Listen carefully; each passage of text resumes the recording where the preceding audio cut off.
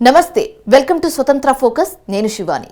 వెనుకబడిన తరగతులకు ప్రభుత్వం నుంచి ఎలాంటి ప్రయోజనాలు జరగాలన్నా కులాల వారీగా జనాభాను లెక్కించి తీరాల్సిన అవసరం అయితే ఉంది. బీసీల నాయకత్వంలో నడిచే ప్రధాన రాజకీయ పార్టీలు చాలా కాలంగా ఈ డిమాండ్ చేస్తున్నాయి. కులాల వారీగా లెక్కలు స్పష్టంగా లేనట్టయితే తమ మేలు కోసం తీసుకువచ్చే చట్టాల అమలులో తీవ్ర ఇబ్బందులు ఉంటాయని బీసీ వర్గాల నేతలు ఆవేదన వ్యక్తం చేస్తున్నారు. అయితే బీసీ లెక్కలపై స్పష్టత లేకపోవడమే దీనికి కారణమంటున్నారు.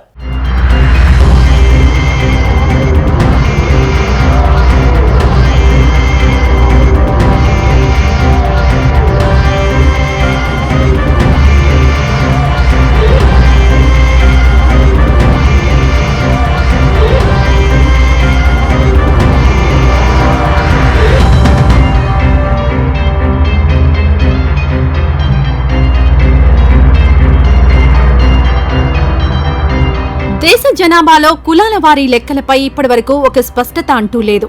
మొత్తం జనాభాలో ఆర్థికంగా విద్యాపరంగా వెనుకబడిన కులాలు అంటే ఓబీసీలు 52% ఉంటారన్నదే ఒక అంచనా.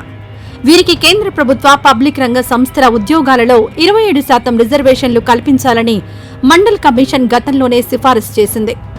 1931లో చివరిసారిగా జరిగిన కులగణన వివరాలను ఓబీసీల గుర్తింపునకు ప్రాతిపదికగా తీసుకుంది.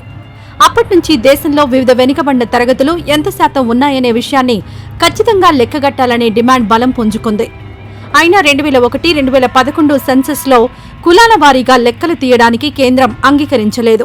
మా శాసనసభ్యులందరినీ అడ్వకేట్ జనరల్ ని ఢిల్లీకి సుప్రీంకోర్టుకు పంపించి న్యాయ కోవిధులతోని చర్చించి సుప్రీంకోర్టులో బలమైన వాదనను తెలంగాణ రాష్ట్ర ప్రభుత్వం కాంగ్రెస్ ప్రభుత్వం వినిపించడంతో ఈనాడు సుప్రీంకోర్టు మాదిగ ఉపకులాల వర్గీకరణకు అనుకూలమైన తీర్పునివ్వడం జరిగింది. నేను మనస్ఫూర్తిగా సుప్రీంకోర్టు కాన్స్టిట్యూషనల్ బెంచ్కు రాజ్యాంగ ధర్మాసనానికి మనస్ఫూర్తిగా కృతజ్ఞతలు తెలియజేస్తున్నా. కులాల వారీ జనాభా లెక్కలపై స్పష్టత లేకపోవడంతో వెనుకబడిన తరగతులు బాగా నష్టపోతున్నాయంటున్నారు సామాజిక శాస్త్రవేత్తలు. వెనుకబడిన తరగతుల జనాభాకు చెందిన లెక్కల వివరాలు తేలకపోవడంతో రిజర్వేషన్ల శాతం నిర్ణయించడంలో కేంద్ర రాష్ట్ర ప్రభుత్వాలు ఇబ్బందులు పడుతున్నాయి. బీసీ జనాభా లెక్కలు స్పష్టంగా లేకపోవడం వల్లనే రిజర్వేషన్ల శాతాన్ని నిర్ణయించడాన్ని సుప్రీంకోర్టు, హైకోర్టులు కొట్టివేస్తున్నాయి. అంతేకాదు జనాభా లెక్కలు సమగ్రంగా లేకపోవడంతో రిజర్వేషన్లను ఏ మేరకు నిర్ణయించాలనే అంశంపై బీసీ కమిషన్లు కూడా ఇబ్బందులు పడుతున్నాయి. ఎవరెన్ని చెప్పినా వెనుకబడిన తరగతులకు ప్రయోజనాలు కలిగే విధంగా కేంద్ర ప్రభుత్వం వ్యవహరించాల్సిన అవసరం ఉందన్న అభిప్రాయం మేధావి వర్గాల్లో నెలకొంది.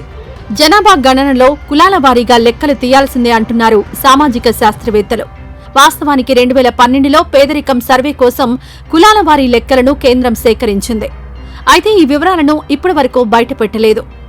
కులాల వారీగా జనాభా లెక్కలు తీయడంలో బీజేపీ 2 నాలుకల ధోరణితో వ్యవహరిస్తోందన్న ఆరోపణలున్నాయి. 2010లో కేంద్రంలో కాంగ్రెస్ ప్రభుత్వం అధికారంలో ఉండగా బీసీ జనాభా కులాల వారీగా లెక్కలు తీయాలని అప్పట్లో ప్రతిపక్షంలో ఉన్న బీజేపీ పార్లమెంట్లో డిమాండ్ చేసింది. దీనికి స్పందించిన కాంగ్రెస్ ప్రభుత్వం కులాల వారీగా లెక్కలు తీయడానికి అంగీకరించింది. అయితే అప్పటికే జనాభా లెక్కల ప్రక్రియ మొదలైంది. దీంతో ప్రత్యేకంగా బడ్జెట్ కేటాయించి కులాల వారీ జనాభా లెక్కలను తీశారు. అయితే అనేక కారణాలతో ఈ వివరాలు బయటకు రాలేదు. అయితే ప్రస్తుతం అధికారంలో ఉన్న బీజేపీ సర్కార్ బీసీ నాయకుల డిమాండ్పై ఉదాసీన వైఖరి తీసుకోవడం అందరినీ ఆశ్చర్యపరిచింది.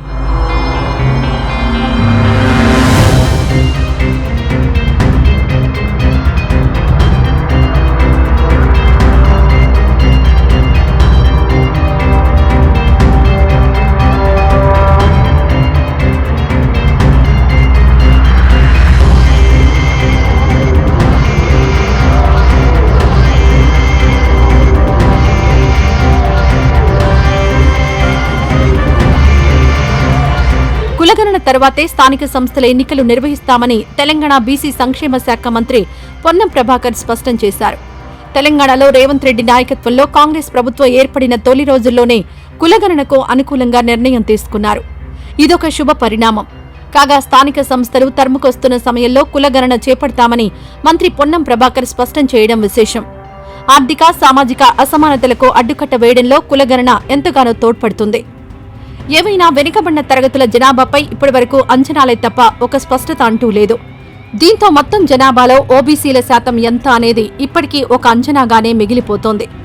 కులగణన జరిగితేనే ఓబీసీలకు సంబంధించిన అనేక సమస్యలకు పరిష్కారం దొరుకుతుంది అంటున్నారు సోషల్ సైంటిస్టులు.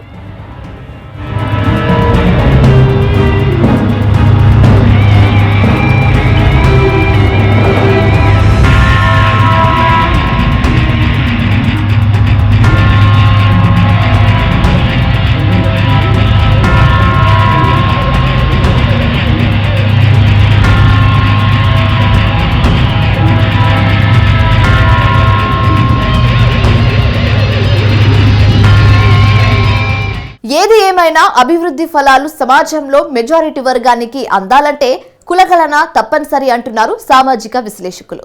ఇది వాటి స్వతంత్ర ఫోకస్. రేపు మరో అంశంతో మళ్ళీ కలుద్దాం. అప్పటి వరకు చూస్తూనే ఉండండి స్వతంత్ర టీవీ. నమస్తే.